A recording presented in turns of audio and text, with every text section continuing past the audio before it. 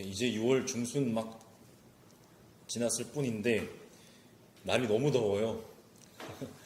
왜 이렇게 더운가 싶어서 어제는 제가 이제 검색을 해봤습니다. 최근 6월 기온 이렇게 해가지고 검색을 해봤더니 예전에도 이맘때는 더웠더라고요. 네, 올해만 유독 더운 게 아니고 예전에도 6월 한 중순쯤 되면 기온 30도 넘어갈 때도 있고 또 썼습니다. 더운 날씨에 건강 잘 챙기시고요. 네, 그러시길 바랍니다. 지난주까지 우리는 이제 마태복음서 10장을 한 2주, 3주 정도 걸쳐서 살펴보셨는데요. 바로 예수의 제자 파송 설교 본문을 함께 살펴보셨는데 예수의 제자 파송 설교 이후에 마태복음서의 이야기의 흐름에 따르면 마태복음서 11장 2절부터 이제 예수와 세례자 요한의 이야기, 오늘 본문과 같은 이제 이야기인데 를 이어갑니다. 이야기는 잘 아시겠지만 세례자 요한이 자기의 제자들을 이제 예수께 보내서 당신이 오실 그분이십니까? 아니면 우리가 다른 분을 기다려야 됩니까? 라고 이렇게 묻는 부분인데 같은 부분이 오늘 누가복음서에도 등장합니다. 기왕에 이제 저도 한동안 잊어버리고 있었고 우리 모두가 잊어버리고 있었던 저는 잘 하지 않지만 많은 목사님들이 잘 하시는 시리즈 설교, 공예배 시리즈 설교 중이었다는 것을 다시 한번 제가 생각합니다. 공예배 뭔지 기억하시나요? 네, 공고한 복음서의 예수 이야기 배우기, 네, 공예배. 별로 감흥도 없으시고, 네, 감동도 없으시고.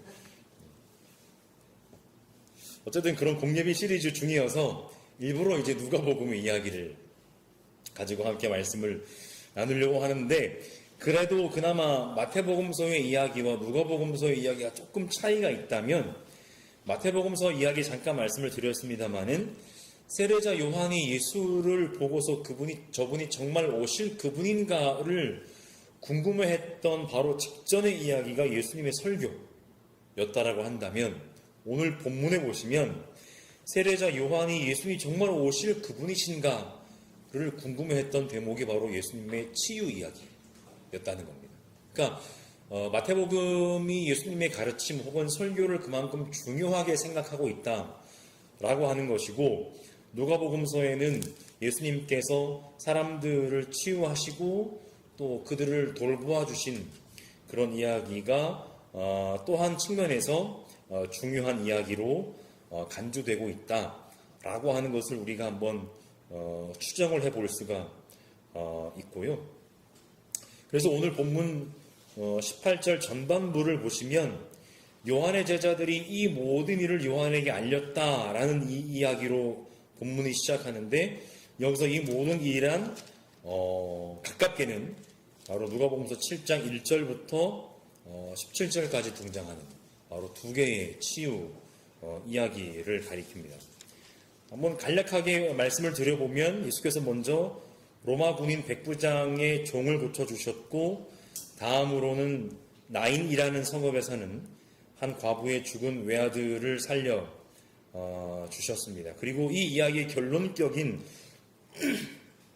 7장 16절을 한번 보시면 7장 16절을 한번 보시면 복음서가 이렇게 얘기합니다. 사람들이 예수를 큰 예언자라고 불렀고 예수를 통해서 하나님께서 자기 백성을 돌보아 주셨다 라며 찬양을 하는 것으로 두 개의 치유 사역 이야기가 이제 끝이 나게 됩니다. 그리고는 예수의 이야기가 온 유대와 주위에 있는 모든 지역에 퍼졌다 라는 이야기로 끝이 나면서 세례자 요한의 제자들이 이 모든 일을 자신의 스승인 요한에게 알렸다라고 보고한 것으로 오늘 본문이 시작을 하고 있습니다. 그러니까 아마도 요한의 제자들이 요한에게 얘기했던 것은 예수의 치유 사역뿐만 아니라 그 예수를 두고서 사람들이 어떻게 예수를 큰 예언자로 지칭을 했는지 그리고 예수를 통해서 하나님이 자기 백성을 돌보아 주고 계신다라고 사람들이 고백하고 찬양했는지도 아마도 포함이 되어 있었을 겁니다. 그러니까 세례자 요한의 입장에서 저분이 정말로 오실 그분 메시아 하나님께서 보내시겠다고 하던 그 예언자가 맞는가? 이제 그것을 생각을 해보게 되었다라고 하는 것이죠. 그래서 요한은 그 궁금증 때문에 자기의 제자들 중에서 두 사람을 불러서 예수께로 보내는 것이 오늘 본문의 이야기 시작이 되겠습니다. 그리고 두 사람을 보낸 이유는 한 사람을 보내면 그가 할 증언에 대해서 확실함을 보장을 할 수가 없기 때문에 구약의 율법의 증언은 확실성을 위해서 최소한 2명 이상의 증언을 요구하고 있기 때문에 요한도 2명의 제자를 예수에게 보냈다라고 우리가 생각을 해볼 수가 있게 되는데, 요한이 그 제자들을 보내면서요 전할 질문을 명확하게 알려주었다라고 누가는 이야기합니다. 그들이 이렇게 질문을 하라고 했습니다. 선생님이 오실 그분입니까? 그렇지 않으면 우리가 다른 분을 기다려야 합니까? 여기서 오실 그분은 헬라 말로 호에르코메노스, 그러니까 오시는 분 이라고 하는 특정 표현인데, 이것은 바로 메시아를 가리키는 표현입니다. 바로 종말의 때의 메시아의 오심에 대해서 구약 성경 여러 곳에서 이야기를 하고 있는데, 대표적으로는 하박국서 2장 3절, 그 다음에 말라기서 3장 1절, 그 다음에 다니엘서 7장 13절 등의 본문 등에 잘 나타나 있고, 그리고 그러한 메시아 대망 신앙에 대해서 세례자 요한 역시 이미 사람들에게 선포한 바가 있는데, 누가복음서 3장 15절에서 백성들이 그리스도를 고대하고 있던 터에, 그러니까 그 당시에 많은, 거의 모든이라고도 말씀을 드릴 수 있을 텐데, 유대 백성들에게는 소위 그리스도 신앙, 메시아 신앙이 아주 강력하게 자리 잡고 있었는데, 백성들이 그리스도를 고대하고 있던 터에 모든 사람들이 그 세례자 요한을 보고서 바로 이 사람이 그리스도가 아닐까라고 생각을 했다고 누가복음서가 이야기합니다. 왜냐하면 그의 사역이 너무 강렬했고 또 사람들에게 크게 각인이 되었기 때문에 사람들이 그렇게 생각했는데, 그런데 이어지는 16절에서 요한이 이렇게 대답했다고 합니다. 나는 여러분들에게 물로 세례를 주지만 나보다 더 능력 있는 분이 오실 터인데 나는 그의 신발끈을 풀어드릴 자격도 없소. 그는 여러분에게 성령과 불로 세례를 주실 것이요 라고 그가 이야기를 했다고 합니다. 요한의 이 이야기를 우리가 잘 기억할 필요가 있을 텐데, 아마도 요한의 이 고백이, 이 이야기를 하게 했던 그의 마음속 생각이 예수께서 하시는 언의 행을 보고 이분이 진짜 메시아이신가에 대해서 그가 생각을 하게 되는 일종의 원인이 되었다라고 생각을 하기 때문입니다. 어쨌든 요한은 요단강에서 세례 사역을 베풀 때 바로 자신이 이야기했던, 자신보다 더 능력 있는 분이 오십니다 라고 얘기했던 그분이, 바로 그 오실 분이 바로 예수이신지를 알고자 했던 것이죠. 오늘 본문 속에서요. 그렇게 요한의 제자들은 예수께 와서 자신들의 스승 요한이 했던 그 질문을 그대로 반복하면서 예수께 질문합니다. 선생님이 오실 그분입니까? 그렇지 않으면 우리가 다른 분을 기다려야 합니까? 라고 그렇게 묻습니다. 다시 말씀드리지만은 오실 그분이라는 것은 메시아를 가리키는 정형적인 표현이고, 바로 예수 그분 앞에서 당신이 메시아이십니까? 라고 그렇게 그들이 질문을 했다라고 하는 겁니다.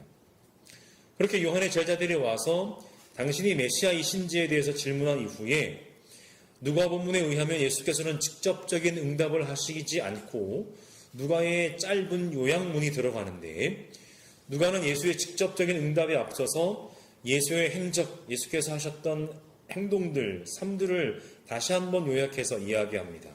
그분은 질병과 고통과 악령으로 시달리는 사람을 많이 고쳐주셨고 또 눈먼 사람을 볼 수 있게 해주셨다는 겁니다. 즉 예수의 직접적인 응답 이전에 그분이 지금까지 하셨던 모든 행적들이 이미 그분이 요한이 기다렸던 바로 그분, 오실 그분, 즉 메시아이심을 분명히 드러내고 있었다라는 이야기입니다. 그러니까 굳이 그분 자신의 말씀이 없어도 그분이 살아오셨던 삶의 행적 그 자체가 그분이 하나님께서 보내신 메시아이심을 증거하는, 증언하는 것들이라는 겁니다. 우리가 어떤 사람을 판단할 때 그 사람이 지금 어느 한순간 나 지금 사실을 말하고 있습니다. 나 지금 진실을 말하고 있습니다. 라는 그 한마디로 우리가 사람을 분별할 수 있는 것 아니지 않겠습니까? 그가 지금까지 살아왔던 삶의 궤적이 어떠했는지를 보면 그가 지금 하는 말이 진실인지 사실인지를 우리는 금방 알아낼 수가 있습니다. 정치권을 보아도 마찬가지이죠. 어떤 정치인들의 어떤 입에서 국민, 민생 이런 것들이 그냥 입에 많이 올려진다고 해서 그 사람이 정말로 국민을 생각하는 정치인인지를 우리는 금방 알 수가 있습니다. 그가 살아왔던 삶의 궤적이 어떠했는지를 우리가 보면 그가 하는 말이 진짜인지 거짓인지를 금방 알 수가 있는 것입니다. 안타까운 것은 그 어떤 사람들의 말 한마디에 사람들의 마음이, 사람들의 어떤 신뢰의 여부가 오고 가는 일들이 참 많은 것 같아서 안타까운 마음이 들기는 하는데, 어쨌든 누가가 이야기하고자 있는 바는 바로 그것입니다. 예수의 말씀도, 지금의 말씀도 중요하지만 그가 지금까지 어떤 삶을 살아오셨는지가 그가 하나님이 보내신 참된 메시아 그리스도이신지를 이미 증언하고 있다라고 하는 것이죠. 그리고 아마도 요한의 제자들 역시 그렇게 예수에게 다가왔을 때 그 순간 예수께서 하고 계시는 그 행적을 직접 눈으로 목격했을 것입니다. 왜냐하면 이어지는 본문에서 예수께서 그들에게 말씀하시기를 너희가 보고 들은 것을 가서 요한에게 알리라고 얘기했기 때문입니다. 그러니까 내가 너희들에게 이렇게 말하더라 라고 하는 내 말을 옮기지 말고 너희들이 진짜로 보고 들은 것을 가서 요한에게 얘기해라 라고 주님께서 말씀을 하셨다고 하는 것을 오늘 본문이 얘기하고 있습니다. 이제 예수께서는 직접 입을 열어서 요한의 제자들에게 요한에게 전할 말을 이렇게 다시 한번 이야기해 주십니다. 당신이 메시아이신지가 무엇 때문에 증거되고 무엇 때문에 증언돼야 되는지를 명확히 말씀을 하고 계시는데, 오늘 본문을 다시 한번 보시면 눈먼 사람이 다시 보고 다리 저는 사람이 걷고 나병 환자가 깨끗해지고 귀먹은 사람이 듣고 죽은 사람이 살아나고 가난한 사람이 복음을 듣는다 라고 하는 것으로 당신의 메시아 되심을 요한에게 가서 이야기해 주라고 말씀을 하고 계십니다. 예수의 이 말씀은 메시아로서의 시간을 시작하실 때 회당에서 찾아 읽으신 이사야서 61장을 다시 생각하게 합니다. 누가복음서 3장입니까? 4장입니까? 회당에서 이사야의 어떤 구절을 찾아서 읽으셨는데 바로 이 구절이 나와 있었습니다. 가난한 사람에게 기쁜 소식을 전하시고 포로된 사람들에게 해방을 선포하시고 눈먼 사람들에게 눈뜸을 선포하시고 억눌린 사람들을 풀어주시는 하나님의 은혜를 선포하는 것이 메시아로서의 당신의 삶에 걸어갈 길이다 라고 말씀을 하신 것이고, 그렇게 선포하신 결과가 오늘 본문에서는 구체적으로 실행되고 있고 실행되었음을 말씀을 하고 계시는 것이라는 겁니다. 그런가 하면 오늘 본문은 이사야서 35장을 메아리 치기도 하는데, 이사야는 하나님의 구원의 때를 대망하면서 이렇게 예언했습니다. 그때에는 눈먼 사람의 눈이 밝아지고 귀먹은 사람의 귀가 열릴 것이다. 그때에 다리를 절던 사람이 사슴처럼 뛰고 말을 못하던 혀가 노래를 부를 것이다 라고 외쳐 예언하면서 이사야는 이렇게 계속해서 이야기합니다. 굳세어라, 두려워하지 말아라.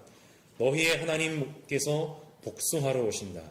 하나님께서 보복하러 오신다. 너희를 구원하여 주신다 라고 이사야가 예언했습니다.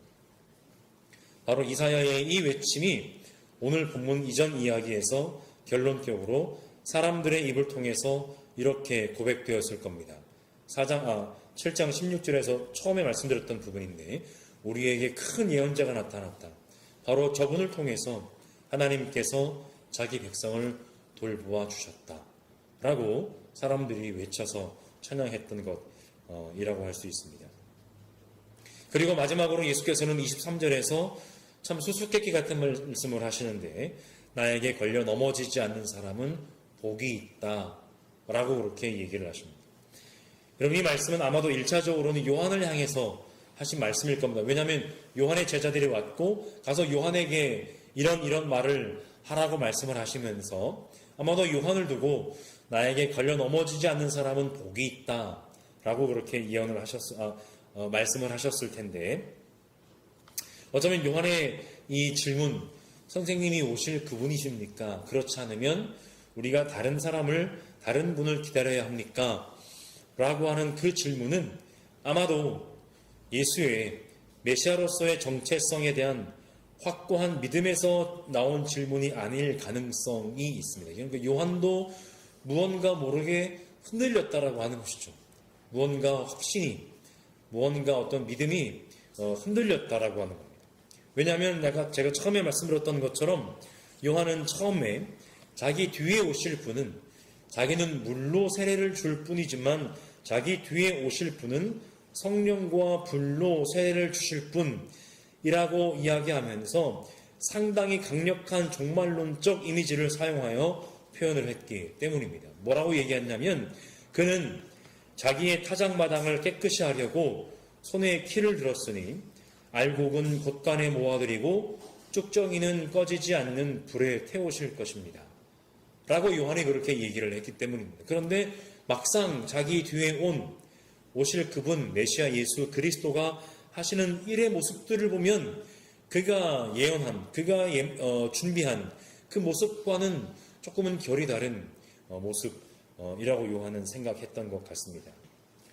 그러니까 걸려 넘어지는 그 원인은 어떤 큰 불신이나 어떤 이런 것이 아니라 적은 의심이나 선입견이라고 하는 것을 우리는 잘 알고 있습니다. 그래서 아마도 요한은 어느 정도는 미심쩍은 마음으로 자신의 제자들을 보냈을 가능성도 있습니다. 과연 그러한지를 확인하고 싶었던 마음이었을 겁니다. 그래서 공동번역 개정판은 오늘 본문 마지막 절을 이렇게 번역합니다. 나에게 의심을 품지 않는 사람은 참으로 행복하다 라고 그렇게 번역합니다. 그런데 예수의 이 말씀에 요한이 어떻게 응답하고 반응했는지 성서 본문은 우리에게 직접적으로 말하고 있지는 않습니다. 하지만 오늘 본문 이후에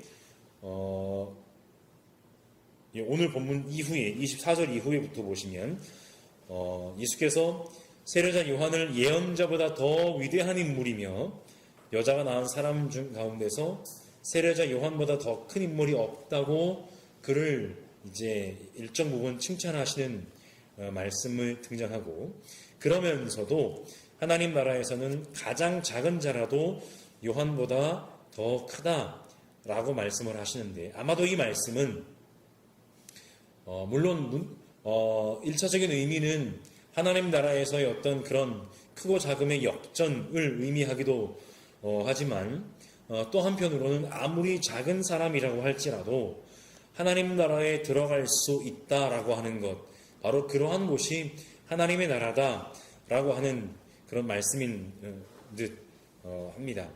그래서 누가복음 9장 48절에 보시면 예수께서 이렇게 말씀을 하시죠. 너희 가운데에서 가장 작은 사람이 큰 사람이다 라고 하는 것을 우리가 본문을 통해서 알 수 있게 됩니다. 결론을 맺겠습니다. 세례자 요한은 예수께서 오실 길을 예비하는 너무나 귀중한 임무를 맡았던 인물인데, 특히 누가복음서에 보시면 세례자 요한은 그 출생에 관한 이야기에서부터 예수와 거의 동등하게 다뤄졌던 것을 우리가 보게 됩니다. 요한의 탄생 이야기도 아주 긴 기사로 기록되어 있는 것을 보게 되는데요. 그는 또 어머니 엘리사벳의 뱃속에 있을 때부터 마리아의 태중에 있었던 아기 예수를 알아보고 기뻐하고 뛰놀았을 만큼 영적으로 예민했던 사람이었고, 또 그가 장성해서 광야에서 하나님의 말씀을 듣고서 요단강에서 사람들에게 회개의 세례를 선포하며 예수께서 오실 길을 직접 몸소 앞서 예비했던 그런 사람이었습니다. 그럼에도 불구하고 예수께서 전하시는 말씀과 그분이 행하시는 일들을 보고 그분이 과연 하나님이 보내신 메시아이신지를 그 역시 새롭게 물어야 했습니다. 굳이 표현하자면 세례자 요한에게조차 예수의 언행은 그 당시 수많은 사람들이 기다렸고 또 세례자 요한도 함께 기다렸던 많은 사람들이 생각했던 그런 메시아의 모습과는 어딘가 모르게 달랐기 때문에 요한은 그분에게 당신이 메시아이십니까? 를 물어야 했을 만큼 그분의 모습은 낯설었다고 할 수가 있겠습니다. 오늘 우리의 믿음은 어떤지 한번 생각을 해보게 됩니다. 어느샌가 모르게 우리는 주님이신 예수를 다 알고 있다고 착각을 하고 살고 있는지 모르겠습니다. 삼위일체 그분이 100% 신이시고 100% 사람이라는 거 들어서 아는 것 같습니다만 정말로 그것을 우리가 알고 있는지 그렇게 믿고 있는지 사실은 우리가 스스로에게 물어보면 또 별로 그런 것 같지도 않습니다. 우리가 그분을 안다고 생각하는 만큼 그분을 향한 우리의 기다림의 깊이 역시 점점 옅어지고 있는지도 모르겠습니다. 기다림의 깊이가 옅어지는 만큼 그 만남의 주도권은 점점 우리에게 있다고 착각을 하게 됩니다. 하나님 그분이 하나님의 아들 메시아이신 예수 그리스도 그분이 우리에게 오늘도 다가오고 있다는 것이 아니라 내가 가면 만나는 거고 내가 안 가면 안 만나는 거고 라고 생각을 하는 경향이 우리의 삶 속에 점점 더 커지고 있지는 않은가 생각을 해보게 됩니다. 그럴수록 믿음이라고 하는 것은 점점 자기 확신의 차원으로 변질되어 갑니다. 우리는 다시 물어야 합니다. 내가 기다리는 그분이 오실 그분, 지금도 오고 계시는 그분이 맞는지 물어야 합니다. 또 내 확신이 참된 믿음이 맞는지도 물어야 합니다. 우리는 지금까지 믿음이라고 하는 것을 자기 확신의 차원에서 이해하는 경향이 결코 적지 않았습니다. 그래서 자기 확신이 강하면 믿음이 좋고 조금이라도 확신이 약하면 믿음이 적은 것이라고 배웠고 그 여부에 따라서 구원의 여부도 달려있다고 그렇게 배워왔습니다. 하지만 한번 잘 생각해 보시면 자기 확신이 강한 사람일수록 어느 한순간 걸려 넘어지는 일도 비일비재하게 우리는 보아왔습니다. 그런 것은 우리가 너무 중요하지만 그렇다고 우리의 생사의 문제가 걸린 것까지 생각할 필요까지는 없는 것은 저는 세례자 요한의 모습에서 엘리야의 모습을 보게 됩니다. 바알과 아세라의 예언자 무려 850명과의 대결에서 극적으로 승리했지만 이내 아합의 부인인 이세벨의 위협으로부터 도망하는 가운데 탈진했던 엘리야, 그 갈멜산에서의 용맹스러웠던 영적 전투의 승리자의 모습은 온데간데 없이 그저 하나의 나약한 인간의 모습을 우리에게 보여주고 있던 그 엘리야, 바로 그를 만나주신 것은 강력하고 큰 지진, 불, 바람 이런 것이 아니라 바로 하나님의 산 호렙에서 세미한 음성 가운데서 그분을 만나주신 것이 바로 하나님의 임재하심이었다라는 것입니다. 바로 그런 엘리야를 오늘 세례자 요한도 꼭 닮은 것 같습니다. 그들은 바로 하나님으로부터 들려오는 세미한 음성, 말씀을 통해서 하나님을 만났던 것입니다. 우리 전주복음자리교회도 진득하게 하나님의 말씀을 듣는 가운데 날마다 우리에게 다가오시는, 우리에게 오시는, 또 우리에게 오실 그분 하나님의 나라를 날마다 경험하는 공동체가 되어가기를 간절히 소망합니다.